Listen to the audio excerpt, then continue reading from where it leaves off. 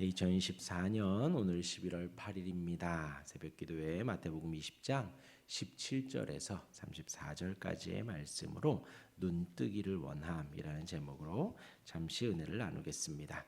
어제 새벽에는 포도원 주인과 농부에 대한 비유를 말씀을 드렸지요. 포도원 주인의 그 마음이 천국이라 했습니다. 그는 아침부터 사람들을 모아 포도원에서 일을 시킵니다. 매일 일하고 그 품삯을 받는 사람들입니다. 그들은 그 품삯으로 하루를 먹고 살지요. 그리고 주인은 제3시에도 나가고 6시에도 9시에도 나갑니다. 마지막 11시에도 나가 사람을 구합니다. 그때까지 남은 사람은 무슨 이유이든지 이유가 있는 사람들이지요. 몸이 안 좋거나 가정에 일이 있거나 아무튼 아침 일찍 나와 뽑혀가는 사람들보다 경쟁적으로 많이 뒤처지는 사람일 것입니다. 그러나 이 포도원 주인은 그에 대하여 전혀 개의치 않고 그 사람들을 사용합니다. 와서 일하라 합니다. 얼마나 감사하고 좋은 일인가요? 행복한 일인가요? 바로 천국의 마음입니다. 하나님께서 택한 백성들을 불러다가 하나님의 나라로 들어가게 하는 그 천국이지요. 우리가 누리는 신앙생활 바로 이 천국의 생활입니다. 우리가 잊지 말아야 합니다. 죽을 수밖에 없고 천국에 갈 아무런 공로가 없는 우리를 하나님이 택하여 부르셔서 하나님께서 은혜를 주셨습니다. 천국의 은혜를 누리게 하셨지요. 그러기에 우리는 그 감사의 기쁨을 가지고 후에 오는 나중 온 사람들을 이들처럼 불평하거나 투정하지 말고 축하해주고 함께 감사하고 기뻐해야겠습니다. 이제 오늘 본문은 세 개의 단락으로 나뉘어집니다. 첫 번째 마지막 단락, 두 번째, 세 번째 이렇게 나뉘어지지요. 오늘 그 사이 두 번째 단락은 저녁 때 나누도록 하고요. 오늘은 첫 번째와 마지막만 나누도록 하겠습니다. 우리 첫 번째 단락은 17절부터 19절까지의 말씀입니다. 예수님께서 예루살렘으로 올라가시면서 12제자만 따로 말씀을 하십니다. 18절, 19절에 가르침을 하십니다. 보라, 우리가 예루살렘으로 올라가노니 인자가 대제사장들과 서기관들에게 넘겨짐에 그들이 죽이기로 결의하고 이방인들에게 넘겨주어 그를 조롱하고 채찍질하며 십자가에 못 박게 할 것이나 제3일에 살아나리라. 12제자만 따로 불러 이렇게 가르치십니다. 예루살렘은 예수님의 고난과 죽음의 장소로 이미 예고되었습니다. 예루살렘이 가까워지는 길, 예수님의 가르침이 더 긴장감이 고조가 되지요. 이 가르침은 지금 12제자에게만 한 것입니다. 12제자가 누구인가요?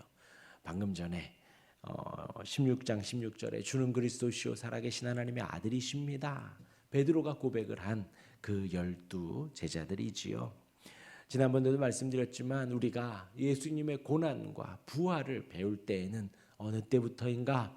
우리의 신앙 고백을 할 때부터입니다. 우리가 예수님이 나의 주님이십니다. 예수님이 나의 그리스도이십니다. 유일한 나의 구원자이십니다. 라고 할 때에 그 구원자의 삶이 어떠했는지, 우리가 어떤 방법으로 구원을 받았는지 그 다음부터 우리는 차근히 배워가는 것입니다. 예수님께서 12제자만 따로 불러 지금 그것을 다시 한번 가르치시는 것입니다. 곧 이제 입술로 주는 그리스도시오라고 고백을 했으면 이제 예수님의 고난과 죽음과 부활도 알게 되는 것입니다. 들어서 알고 이제 예수님의 그 고난을 보며 눈으로 보며 알아가는 것이지요. 예수님은 제자들에게 아주 진지하게 알려줍니다. 그리고 지금 이번에 가르치시는 것이 세 번째 가르쳐 주시는 거예요. 그렇죠? 그때 16장 16절에서 그때 한번 가르쳐 주셨고 또 중간에 한번 가르쳐 주셨고 지금 이번에 한 번 더 가르쳐 주십니다. 예수님은 고난 당하십니다. 조롱받으시고 채찍 맞으시고 발가벗겨져서 십자가에 달려 죽임을 당하시지요. 이러한 예고는 이사야의 종의 고난당하는 종의 모습을 그대로 반영합니다. 이사야 53장 3절에서 5절까지의 말씀 제가 읽어드립니다. 그는 멸시를 받아 사람들에게 버림받았으며 간고를 많이 겪었으며 질고를 아는 자라. 마치 사람들이 그에게서 얼굴을 가리는 것 같이 멸시를 당하였고 우리도 그를 귀히 여기지 아니하였도다. 그는 실로 우리의 질고를 지고 우리의 슬픔을 당하였거늘 우리는 생각하기를 그는 징벌을 받아 하나님께 맞으며 고난을 당한다 하였도다. 그가 찔림은 우리의 허물 때문이요 그가 상함은 우리의 죄악 때문이라. 그가 징계를 받음으로 우리는 평화를 누리고 그가 채찍에 맞음으로 우리는 나음을 받았도다. 이사야서 53장에 기록되어진 그 내용 그대로 우리 예수님 제자들에게 가르쳐 주시는 것입니다. 그리고 오늘 본문에서 독특한 것은 예수님의 죽음의 방식이 십자가라는 것을 알려줍니다. 우리 십자가 하면 사실 우리 건물 위에 있고 혹은 강대상에 있는 그것을 생각을 하지만 지금 이들에게 있어서 십자가 형벌은 가장 극악한 형벌입니다. 가장 끔찍한 형벌입니다.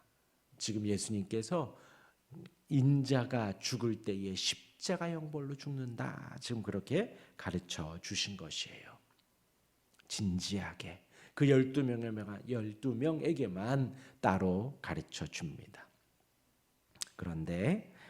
그러면서도 제3일에 살아나리라라는 부활을 예고하시지요. 제3일에 살아나리라 이 부분이 수동형으로 되어 있습니다. 수동형으로.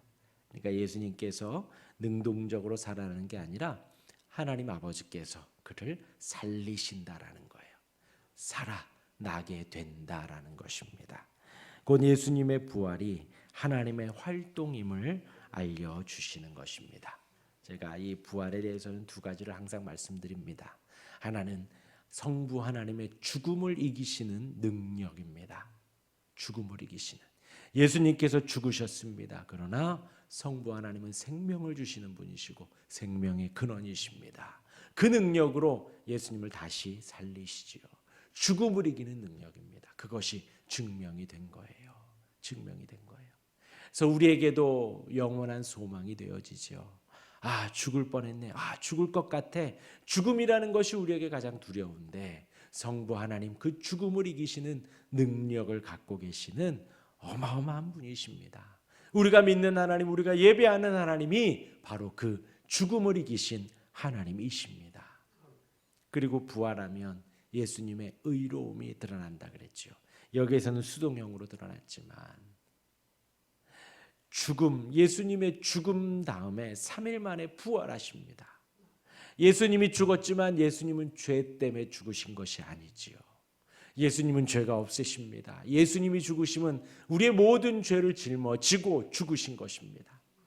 그리고 죽음에 들어갔는데 죄가 없는 그분을 죽음이 가둘 수가 없습니다. 죽음을 이기고 예수님이 부활하셨습니다. 예수님의 부활로 말미암아 예수님이 죄가 없음이 드러난 것입니다. 예수님은 의로움 죽음이요 예수님은 죄가 없이 우리의 죄를 지고 죽으셨음이 그분은 하나님이심이 오롯이 드러난 것입니다. 예수님은 십자가로 죽을 것이다 라는 말씀을 하시고 그러나 걱정 말아라 3일 만에 부활하리라 살아나리라 라는 소망의 메시지까지 주신 것입니다. 결코 이 가르침은 죽음과 절망과 비관적인 가르침이 아닌 결국엔 승리하고 부활하는 소망의 메시지라는 거예요. 그러나 지금 이들의 시각에서는 그 죽음밖에는 보이지 않는다는 거죠. 아직. 그리고 이제 20절에서 28절은 저녁 때에 나누도록 하고요. 29절에서 34절 말씀을 보겠습니다. 29절에서 34절. 예수님이 제자들과 대화를 하면서 여리고를 떠납니다. 여리고로 갑니다. 여리고를 지나서 이제 예루살렘으로 가는 거죠. 길을 갈 때에 큰 무리가 예수님을 따릅니다. 이제 그 길이 예루살렘으로 유월절 절기를 지켜야 하고 예루살렘으로 가는 길이기 때문에 한 25km 정도 된다 그래요. 25km 정도 되는데 여리고가 해수면보다 낫답니다. 그래서 예루살렘으로 가는 길이 매우 높은 이렇게 오르막길이라고 해요. 그렇기 때문에 그 이제 순례의 길이라고 하면 그 길이 조금 버거운 길인 것 같습니다. 그러나 그럼에도 예수님을 따르는 이들이 많습니다. 그리고 이 길이 갈릴리에서 예루살렘으로 가는 길이기 때문에 순례의 길이라고도 불리는 것이지요. 그런데 그 가운데 구걸을 하는 맹인 두 사람이 앉아 있습니다. 이들은 예수님을 따르는 사람들은 아니었죠. 그냥 그 자리에 많은 사람들이 지나가니 구걸을 하기 위해 앉아 있었습니다. 그런데 앉아 있는데 예수님에 대한 소문이 들리는 거죠. 예수님에 대한 소문. 그러자 이들이 외칩니다. 주여 우리를 불쌍히 여기소서 다윗의 자손이여. 이들은 지금 그분이 예수님이라는 소문을 듣고 그 예수님을 향해서 주여라고 외치고 다윗의 자손이여 하고 외치는 것입니다. 왜요? 마태복음을 시작을 할 때에도 아브라함과 다윗의 자손 예수 그리스도의 세계라 했습니다. 마태복음은 계속해서 예수님이 다윗의 자손임을 증거하고 보여주었거든요. 지금 이 맹인들도 이 지나가는 이분이 메시아이구나, 다윗의 자손이구나 알고 있었던 거예요. 알고 있었던 거예요. 그러니까 성경에 대한 선지식이 있었고 지금 이제 메시아가 오실 거라는 것을 알고 있었다라는 거죠. 그리고 소문에 예수님이 바로 그 메시아다라는 것까지 알았던 것입니다. 그렇기 때문에 여기에서의 주여라고 이 맹인들이 부르는 주여는 예수님을 진정 메시아로 고백하며 부르는 주여가 되는 거예요. 물론 여기 이때에는 나보다 높은 사람, 권한을 가진 사람을 향하여서 주여라고 머리를 숙였습니다. 그러나 지금 이 맹인이 부르는 주여는 진정 메시아로서의 주여를 부르는 것입니다. 주여 우리를 불쌍히 여기소서 다윗의 자손이여. 그러나 제자들이 제지합니다. 꾸짖습니다. 조용히 하라고. 조금 전에 어린이들을 제지한 것과 같지요. 이 제자들이 지금 뭘 모르는 거예요. 한참 모르는 것입니다.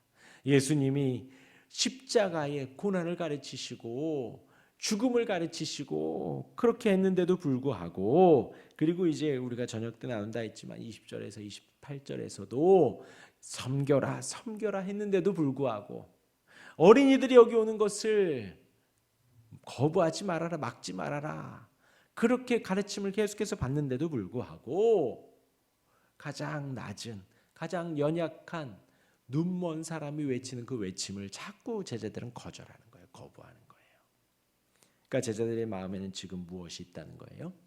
예수님이 정치적인 왕으로 서 있다라는 거예요. 우리의 죄를 용서해 주시고 우리의 연약함을 덮으시며 우리의 부족함을 채워주시는 그 메시아로서가 아니라, 진정한 왕으로서가 아니라 그냥 출로만 시켜줄 모세와도 같은 정치적인 메시아를 지금 이 제자들 마음에는 있다라는 것이지요. 그러자 이제 예수님께서 말을 합니다. 예수님이 그들에게 무엇을 묻습니다. 무엇을 해 주기를 원하느냐? 예수님이 모르시겠어요? 알죠. 이들이 눈뜨기를 원한다는 것을 왜 모르겠습니까? 그러나 그들의 입술로 듣기 원하시는 것이고 많은 사람들로 하여금 증언하기를 원하는 것이지요. 그러자 예수님 눈뜨기를 원합니다 라고 하니 34절에 예수께서 불쌍히 여기사 그들의 눈을 만지시니 곧 보게 되어 그들이 예수를 따르니라. 네. 여러분, 우리의 필요를 주님께 고하는 것은 죄가 아닙니다. 우리의 필요를 주님께 고하고 부족함을 아뢰고 주님 주십시오 하는 기도가 잘못된 것은 아니지요. 그러나 이거 아니면 안 됩니다 하는 것이 잘못된 것이고, 하나님 분명히 주셨는데 더 달라고 탐욕을 부리는 것이 죄인 것이지, 나의 부족함과 연약함을 채워달라고 기도하는 것은 죄가 아닙니다. 이 사람들 눈이 멀어 주님을 보지 못하고 일을 하지 못하고 구걸할 수밖에 없는 비참한 인생 속에 주님께 눈 떠달라고 말을 하고 예수님 그 눈을 띄워주시지요. 그런데 그 말씀을 시작하는 첫 구절이 뭐냐? 예수께서 불쌍히 여기사. 예수님이 불쌍히 여기셨다라는 거예요. 예수님이 이 맹인들을 불쌍히 여겨서 눈을 뜨게 해 주신 것입니다. 예수님이 우리를 불쌍히 여기셔서 택하여 부르셨고 하나님의 자녀로 인도하셨고 오늘 이 새벽에도 우리를 불쌍히 여기셔서 생명을 허락하시고 발걸음을 인도하사 기도할 수 있도록 허락하신 것입니다. 그 모든 것의 1차 원인은 예수님이 우리를 불쌍히 여기신 거예요. 예수님이 우리를 불쌍히 여기셔서 이 땅에 오셨고 예수님이 우리를 불쌍히 여기셔서 채찍 맞으시고 십자가 지신 것입니다. 예수님이 우리를 불쌍히 여기셔서 대초전부터 우리를 향한 계획을 가지고 우리를 택하셔서 지금 이 시점에 주님을 찾게 하신 것입니다.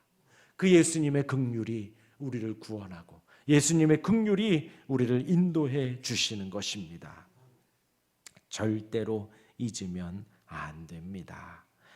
예수님이 그들의 눈을 만지자 곧 보게 됩니다. 즉시 보게 된 거예요. 즉시. 예수님의 병고침은 확실합니다. 확실합니다. 바로 그 자리에서 일어나서 열병이 나 수종을 들고요. 바로 그 자리에 일어나서 소녀가 일어나 밥을 먹고 바로 그 자리에서 일어나 들것을 들고 나가는 것입니다. 예수님의 능력이에요. 왜 이게 가능할까요? 예수님은 창조주이시기 때문에 그렇습니다. 창조주이시기 때문에 우리의 모든 것을 다 아시죠. 눈을 만지자 그 즉시 보게 됩니다. 그 즉시 눈이 시력을 회복하고 예수님을 보고 제자들을 보고 세상을 보게 된 것이지요. 우리의 눈을 뜨게 해달라고 우리가 기도해야 합니다. 하나님의 손길을 보고 하나님의 영광을 보고 주님의 다스리심을 우리가 볼 수 있어야 합니다. 말씀을 보며 하나님을 발견하고 온 세상에 주님의 손길을 우리가 발견할 수 있기를 바랍니다. 눈 떠 주시기를 원합니다. 처음에 말씀드린 예수님의 고난과 죽으심을 제자들에게 가르쳐 주셨는데도 그들의 눈은 뜨여 있으나 그들의 눈은 떠 있는 것이 아닙니다. 예수님의 죽으심만 보이며 부활이 보이지 않고 예수님의 우리를 구원하시는 진정한 왕, 진정한 온 세상의 주이심은 보이지 않는 거예요. 다만 먹을 것 줄 수 있고 다만 좀 권능을 행할 수 있는 출로마시킬 수 있는 왕으로서로만 보이는 것입니다. 아직 눈이 안 떠진 것이지요. 주님께 눈 떠주시기를 원합니다. 나의 눈을 떠 그냥 이 세상에서 보이는 것 아니라 그 위에 역사하시는 주님의 손과 주님의 인도하심을 볼 수 있는 우리가 되기를 주님의 이름으로 축원합니다. 아멘. 기도하겠습니다.